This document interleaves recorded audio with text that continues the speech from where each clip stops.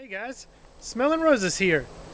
This is a video response to my good friend Ernie, PaleoHikerMD. He has issued a challenge in support of his 1,000 subscriber giveaway contest. And first of all, I'd just like to say congratulations to PaleoHikerMD on the success of his channel. I'll put a link to his channel down in the description below this video. And if you guys don't know him, you should definitely go over, check out his channel, and get subscribed. He touches on a number of subjects from hiking to bushcraft, gear reviews, paleo diet, and other healthy living videos. Just a great channel, and he's a great guy. I think you guys will like it, so check him out. So the challenge is to go out in the woods with nothing but your knife and a fire steel and try to find the materials necessary to get a fire started.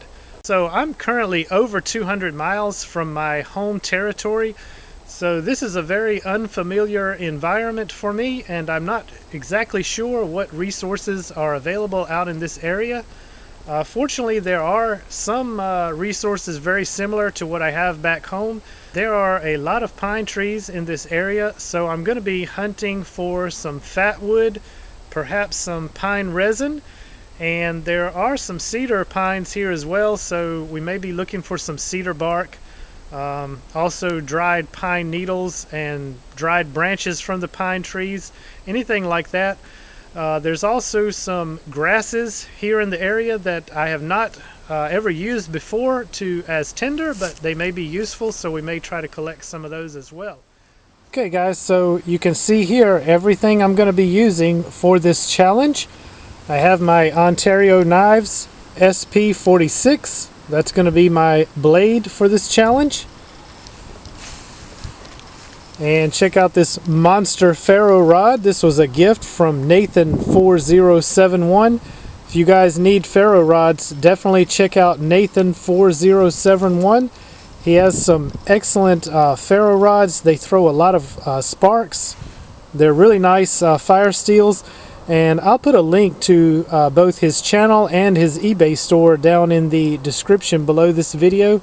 You guys should go over and check him out if you don't know Nathan. He's a great guy, family guy, and he sells some excellent fire steels.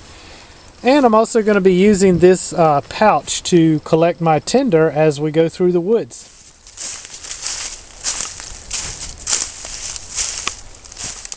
Alright guys, so I believe this is a cedar tree, and I've never tried to use cedar bark before, but I'm going to collect some, and we'll see if we can use that as a good tinder.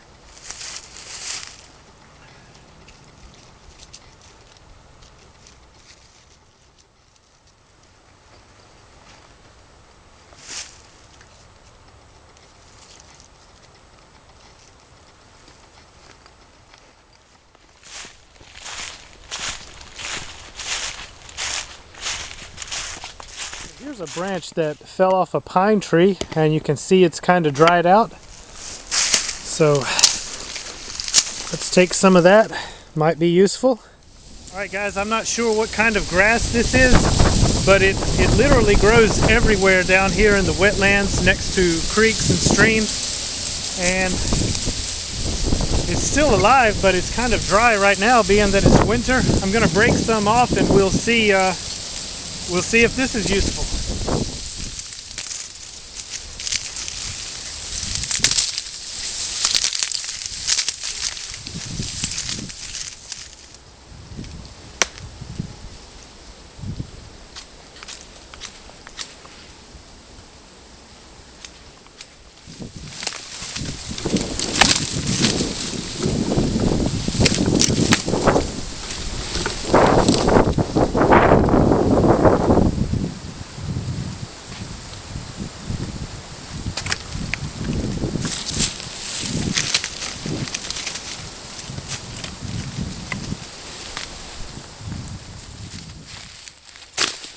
Alright, so let's see what we can do.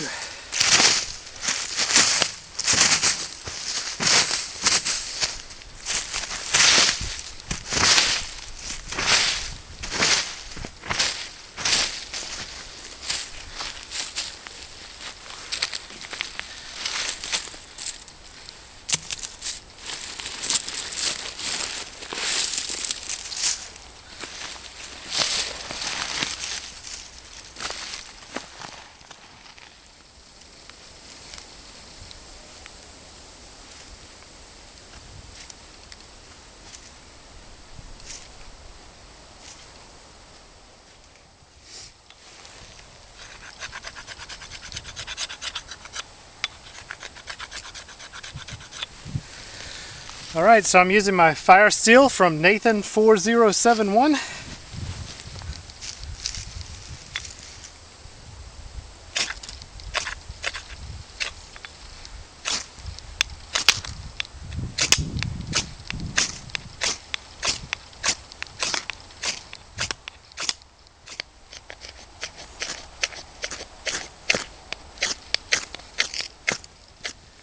Well, I've got a small ember, guys, but I just can't quite seem to get the wood to take fire.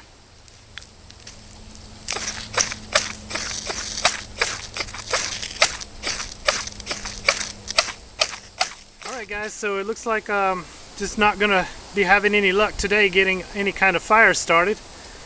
And you know, it's a lesson to be learned that when you start getting frustrated with something, you need to just walk away from it, relax, calm down, and come back at a later date.